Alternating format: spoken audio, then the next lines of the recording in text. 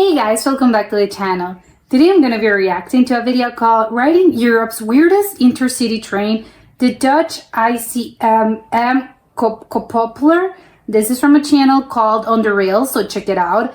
I don't know what's weird about a train. Is it the design? I have no idea. To me, trains aren't weird intrinsically, so I'm excited to understand what is it exactly about this train that is strange. So let's check it out and comment, like, and subscribe.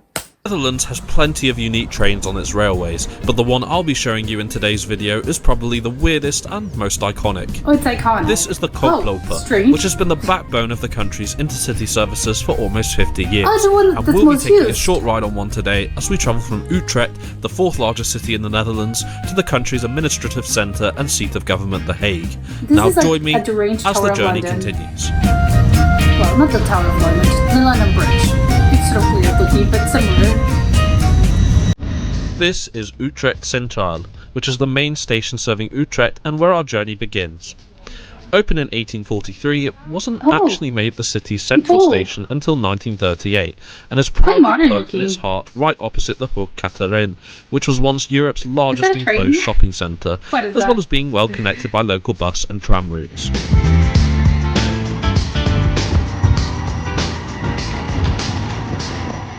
The station has also had numerous refurbishments over the years, the most recent one being the 2011 to 2016 reconstruction, which has given it this rather impressive and modern appearance we see today. Oh, that's cute.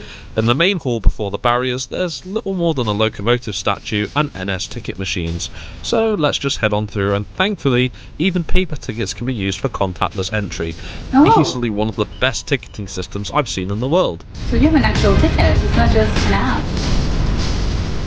The main concourse is where you'll find the main amenities and shops, which are useful as the majority of Is the Albert Heijn, is that the most, I don't know, the most popular supermarket chain in the Netherlands, right? So it's really funny that it's there. Services in the Netherlands don't have any onboard catering. This makes Utrecht Centraal well equipped to handle the over 200,000 passengers serving it daily, which, despite only serving the fourth largest city in the Netherlands, is the country's largest and busiest railway station, primarily due to its central location. Oh, and to add to this, it also has the largest bike parking station in the world on its eastern side. I'm very confused because that looks like carpet. Obviously it couldn't be, but it's sort of the hallway of a hotel, so it's strange that that's the parking and you have to get your bike and get in there because it seems like the hallway of a hotel. Anyway, let's focus on our train today, which is the 1458 to Den Haag Centraal, leaving from platform 8. As you can see, intercity services on the line via Gouda to The Hague run roughly every 15 minutes, an example of the over 1,000 daily departures Utrecht Centraal sees daily. These range from local sprinter trains to high-speed Deutsche Bahn ICE services to Germany, though it's worth noting I recorded this video when the older ICE 3M units were still in use. It looks very futuristic. These have since been replaced by the more modern and reliable ICE 3 Neo sets, the new workhorse of the ICE international lines out of Belgium and the Netherlands to Germany. The majority of intercity services operated by Dutch state rail operator NS use double-decker units, such as this Worm highlighting the stunning NS. I do know why it's yellow and blue. Isn't it supposed to be orange? That's the Dutch color, right? Flow livery on a Venlo working. The older DDZ double-deckers can also be seen on these longer-distance intercity routes, but the train we'll be catching today is even older and more iconic than this one. Okay, this one looks a bit beat down. It looks a bit run down. Why is it so dirty? Oh my god, this is the Intercity Materieel, or ICM, a single-decker 140 km/h capable electric multiple unit built... That's 140 kilometers, 90 miles per hour. That's a little bit slow, right? I think for a train, not for a life, but I think that's a little bit slower for a train, right? By Tolbert in Germany between 1976 and 1994. Oh, but it's not that old. They're best known by their nickname, the Koploper, or frontrunner in English, a reference to their rather interestingly designed cab fronts, which we'll look at in further detail later. I like the design. A total of 144 3 and 4 car units were built and have been the main workhorse of NS's intercity services for over 40 years. The service I'm on formed of a 3-car 4000 series and a 4-car 4200 series, originating from Amersfoort just over 10 minutes away, and once the reversal is done here, we'll continue on to our destination of Den Haag Centraal. Speaking of which, we should be leaving shortly, so let's hurry on board. These trains have a few steps to board from the platforms, which is to be expected given the design dates back to the late 1970s. Yeah, it's retro we'll be looking, but I like second it. class today, which is highlighted on NS trains by the blue maquette. This is in a 2x2 configuration with mostly airline seats and a few bay seating areas as well in the middle. But There's no reserve seating on NS's Intercity services, meaning it's a free-for-all, so I decided to go for this window seat here. Our route for this trip is fairly simple, as we head out of the centre of the Netherlands to the west, with one intermediate stop of Gouda en route, finally arriving into Den Haag Centraal at 15:36. Okay, so how long Our did it journey take? today taking 38 minutes to cover a distance of 61 kilometres. I think that's good, right? That's really good. That's actually pretty good. Last call.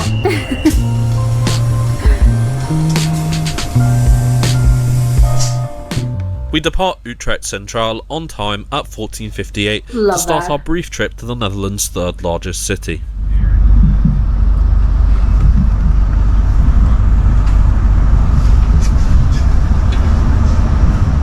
The pillars in the background are from the Ulu Mosque, built in 2015 and located at the Mosque Square, this being the first square or street in the Netherlands to be named after an Islamic religious building.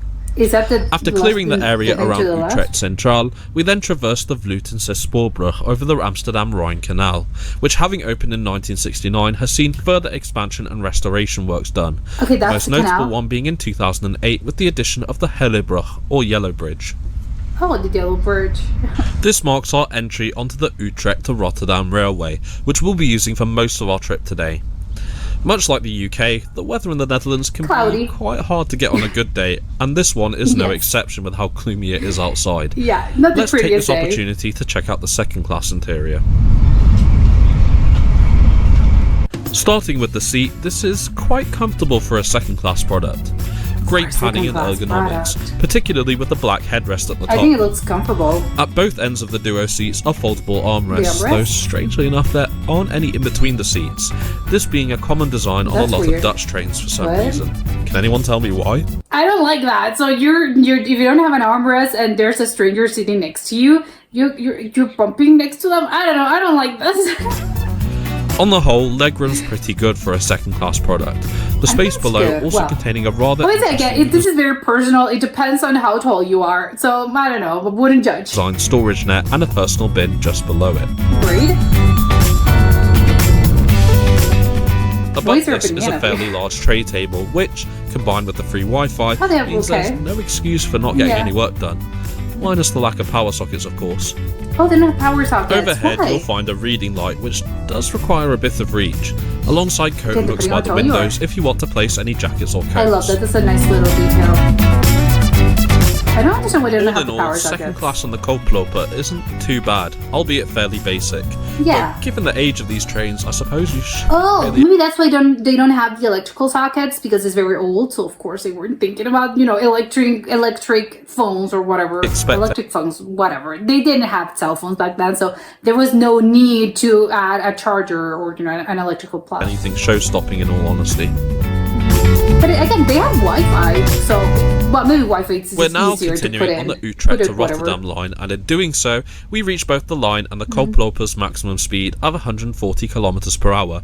This also being the maximum speed of the majority of conventional lines in the Netherlands. Oh, because it's not a high-speed train. The ride quality is pretty good, though these can get a bit lively at times, I've found.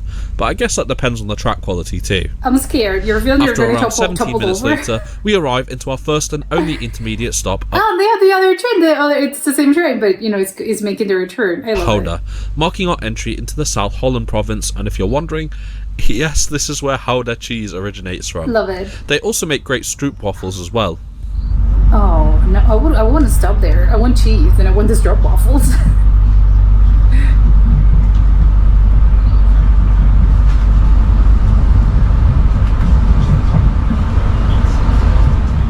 As we head off again, let's have a look around the rest of the train. One of the intermediate carriages on the Koploper contains the first class section, which is indicated by the red seats on all NS trains. It's very similar. This is laid out in a 2x1 configuration and and has is more really space. useful if you want extra space or a quiet space on the train. Though at €23.46 for a journey of under 40 minutes, a little steep. I think I'll stick with second class. Yeah, it's a little steep. The seats here also have power with sockets. 3 sets of compartment seating for groups, or increased privacy being at one end of the carriage. Yeah, I have to admit, just looking at the seats, they look better than the second class seats. I'll admit, yes, they look more comfortable. The only wheelchair space on board is located in the intermediate second class carriage and even has larger external doors to accommodate this. Agreed. Accompanying this is a large accessible toilet, and those of you familiar with NS will know these aren't the cleanest normally. Why is there a graffiti? I'm sorry, there's a graffiti in the door? Those of you familiar with NS will know these aren't the cleanest. Okay, why is there a graffiti in the door? It's a train, not a public bathroom. Normally. Don't get me wrong, this toilet was no exception, especially with the stench, but vandalism and graffiti wise, it's probably one of the cleaner examples I've tried on a Dutch train. Oh my god, it's filled with graffiti. I have to say I'm super surprised by this. I mean, yeah, of course the actual bathroom is clean. It's just very, again, there's a lot of graffiti, which really, what? I thought vandalism wasn't a thing over there. It's a train. I'm so surprised by this, but again, the bathroom looks nice. Luggage storage wise, there are no large racks, just the overhead ones, but you can use the space between the seats if you need for larger luggage. Yeah, I guess. Of course, being a Dutch Intercity train, the Koplopers have onboard bike storage.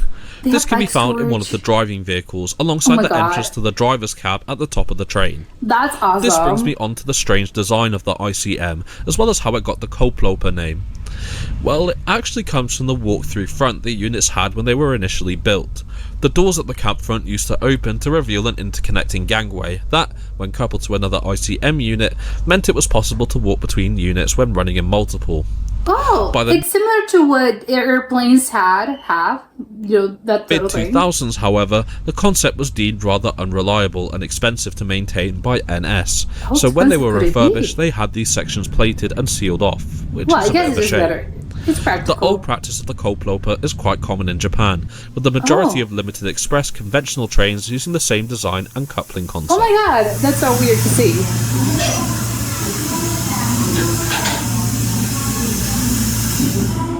Something else I should mention as we approach The Hague is that the Koploper will sadly be retired in the coming years, with the replacement being the new ICMG being introduced. Oh my god, I love that it has the lights, the blinking lights. I kind of like it. I don't know, it's just, I don't know, it's more, I don't know if it's more modern. I don't know if it's prettier. I don't know, the eyes, the little lights, they look like eyes. I don't know, I kind of like it. On the Intercity and Eurocity Direct high-speed services. Oh, because they're being replaced with high-speed. These units are also designed for use on the domestic Dutch network, and once they replace the Koplopers, who knows what their future is, if any. What are those trains? One set, 3-car unit 4011, has fortunately been preserved by the Dutch National Railway Museum in Utrecht, once retired in 2024, due to its significance as the first unit from the main production series. What's the first one? Yeah, I wonder what they do with the others. With that said, I had a great time on the Koploper, and I highly recommend riding these iconic Dutch trains when you can, if you find yourselves in the Netherlands. Just don't use the toilets. Well, I guess the toilet wasn't bad. Holland travel ticket, which for €48 allows unlimited day travel in off-peak hours across the Netherlands by train, metro, bus, tram, and even boat. Oh, really? I'll link further details on this in the description below. Second class single tickets between Utrecht and Den Haag Centraal cost €13.80, with there being no discounts on advance purchases, but you can use any train with this ticket, so it's not massively bad in principle. Yeah.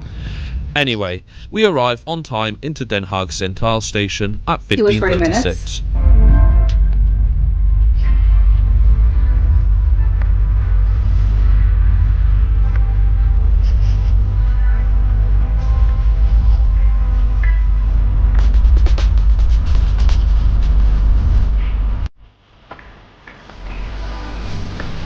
Oh my god, 38 minutes on the dot. That's crazy. That's so punctual. Now you've heard from me, I want to hear from you. Have you travelled on the unique Koploper before? What did you think of it? Has this video inspired you to try these trains before their retirement? Let me know in the comments. I hope you've enjoyed this video. Please like and share the video if you did to aid the channel's growth, and don't forget to subscribe to the channel and turn on notifications for more content such as this weekly. Fortunately, I didn't come here to be tried. For now, I'm taking a short break and continuing on to my next destination. Thanks so much for coming with me on this trip, and I look forward to bringing you with me on my next one.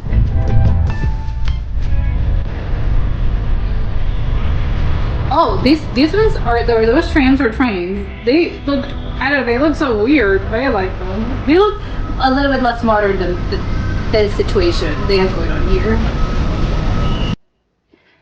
Okay, this was really, this was fantastic. I was just thinking the most shocking part about this video to me was the state of the bathrooms. Not because he mentioned that this one was clean, and again, so they aren't usually clean. I don't know. I would expect, being the Netherlands, because I think it's just a country in which people are a little bit more, I don't know, orderly. I don't know. It's just they're famous for being punctual and direct. So I would expect, I don't know why that should translate to clean sort of bathrooms, but it's what I would expect. And also, again, if you're paying for a service, and again, the trains apparently, you know, they are great. They run on time. They're very punctual, incredible to the dot, to the second. I love it. So I would expect the train quality, the service, to be great, right? Because everything else is great. So I would assume that also includes the bathroom. You can't have well, you can have, I think, an ugly bathroom. I mean, you know, it's weird, but yeah, sure, I can allow that. But a dirty bathroom, I cannot excuse that. It's just very strange to me. How come? Don't they have a cleaning, you know, service that does it? It's just weird. And I think the train, you know, a bathroom in any public sort of, you know, whether that's an airplane or, again, the train station, the trains itself, they should be clean. I don't think I'm asking for much, right? I just think they should, on principle, they should be clean. I mean, again, not maybe all public bathrooms. I think just not a public porta potty. Those are really not famously. They're really they're quite unclean. But this is a service. This is a private service, and again, if you're paying for this service, I would expect them to be clean. Because again, am I being a Karen? I don't know if I'm being a Karen, but to me, if I'm paying for a service, that includes the bathroom should be clean. And I don't think I'm asking for the sun or the moon. So it's really strange to me how he was, oh, this one's clean, which it's a surprise. That's the baseline. It should be clean all the time. It's a train. You're paying for this. And also, then taking that out of the equation, great. Okay, it was clean, great. And then how it was so graffitied. It was just a lot of graffiti. I just think it makes it a little bit uglier just because, again, why is there so much vandalism in the train? That's so strange. Well, maybe not. I don't know. I'm not, maybe for teens. I don't know who does this. Teens? I have no idea. You know, in public, I think public bathrooms, that's a little bit more common maybe. I don't know, just depending on the place. Although I think it just depends. You know, sketchy places, I would expect them to be all vandalized and graffitied. But again, it's a train in the Netherlands. Why is there so much vandalism? Maybe that's normal over there, but if it is, I'm shocked by it because I was expecting to be, you know, it's clean, you know, but not clean. And it's graffiti. That doesn't really mean it's unclean. It just means, I don't know, why they have so much vandalism. Don't they have, I don't know, the police? Well, but the police can get you. Yes, the police actually can arrest you for graffitiing this and damaging public property. Well, it's private property. So again, you're damaging property, whatever. Authorities should be on top of this. So maybe it's not that much of a concern for them, but I'm just saying it's shocking to me that there's so much graffiti and apparently that's normal over there. Because again, I'm expecting maybe that quality of that sort of graffiti bathroom in, I don't know, a sketchy place in somewhere, a sketchy public bathroom in some sketchy part of town, not in a train. It's weird. And it's the train, it's the busiest train station in the Netherlands. And no, it's in the train itself. And again, the train is to The Hague, you know, from Rotterdam, if I'm not mistaken. So again, it's not a town in the middle of nowhere. No, it's a city. There's two cities. It connects two cities that get a lot of traffic. So again, I'm very shocked by that. But again, maybe it's normal for them. To me, I just think it's weird. The other thing I found quite strange was the armrest situation. I don't really like that. Maybe it must be because he mentioned it was in the second class. seats, but that can't be. It's the second class seats. That doesn't make sense. Oh, if you want an armrest, you have to pay for extra. That doesn't really make sense. So it's just me. It's by design that they do this. There's gotta be an explanation for it because it's really weird. Everything has an armrest. How come you don't have an armrest? It's really strange. I think I'll be so uncomfortable just being, I'm elbowing someone. I'm sorry. I don't know. And maybe sometimes you're not really elbowing anyone. But if you're, I don't know, you're like grabbing your stuff, I don't know, you're using your phone and you're just sort of, or you just want to be comfortable, but there's a stranger next to you, so you don't feel as it, I don't know, am I invading their space? I don't know, just an armrest is the natural, it gives you a natural border, so you can stay between the confines of your own borders, so you don't really, you don't really, I don't know, you're not invading anyone's space. Especially, I think, obviously, if it's someone that you know, who cares? But if it's a stranger, I think it can get awkward. So you don't really want to be, I don't want to be seen as, am I being annoying? I'm sorry, I don't want to touch you. I don't want to invade you. So it's just really strange. I don't like that. It's just, which again, maybe this is not that much of a problem because it's a really big train and they come every 15 minutes. So it's not as if it's super packed all the time. So maybe that's not a thing because there's never going to be a time in which, you actually, if you're sitting next to someone, it's because you're with them and you're not going to find a stranger sitting next to you.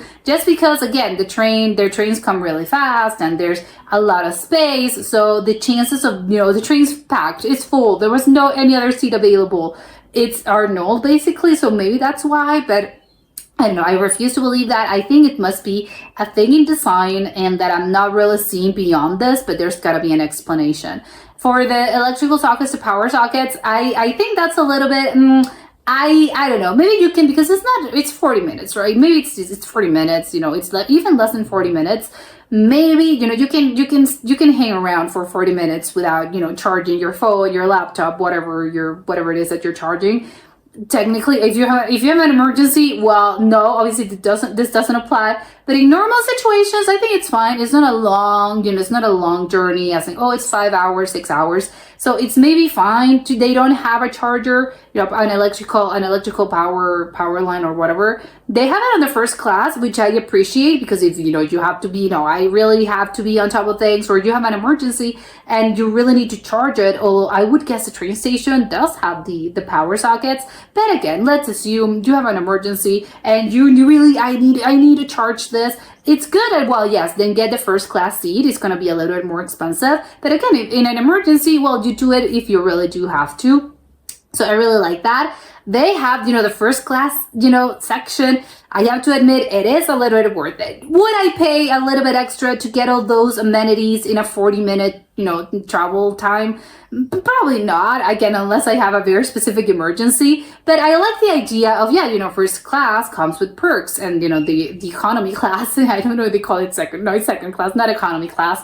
But if they have, the other class, it's of course, it's gonna be a little bit worse. I think sometimes it's not really worth it to pay extra because the first class seats, they don't really offer any extra perks.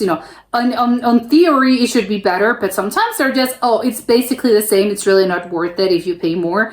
But in this situation, I don't know, I think maybe I'll be a little bit tempted because the seats do look super comfortable. Not that the others look uncomfortable, but this ones, they look really, really good. They look extremely comfortable. They have obviously more space for your legs. Although, again, that depends, of course, how tall you are. Because if you're super tall, of course, the others are going to be maybe a little bit more uncomfortable.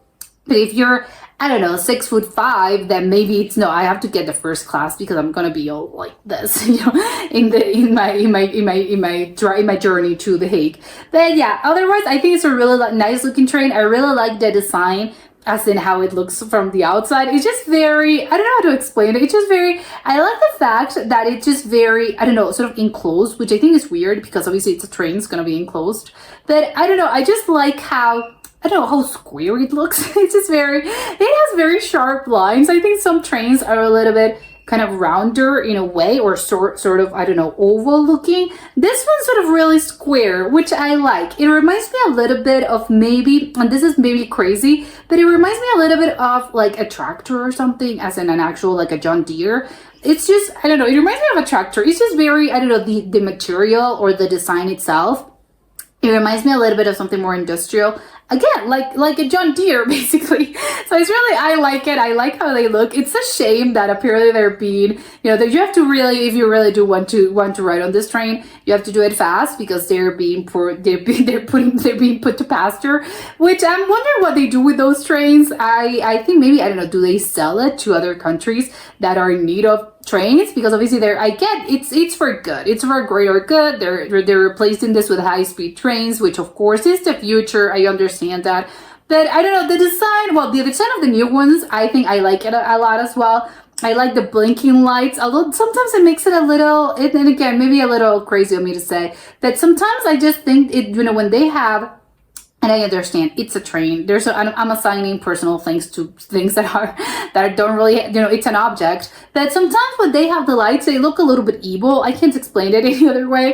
It's just the train looks a little evil because the lights remind me a little bit of eyes. So sometimes they look a little bit evil, which again, I know it's crazy. Just imagine, I know it's a transformer or something. I don't know. It just reminds me a little bit of that, but not this. I like them. They're really nice looking, the new ones that are being implemented.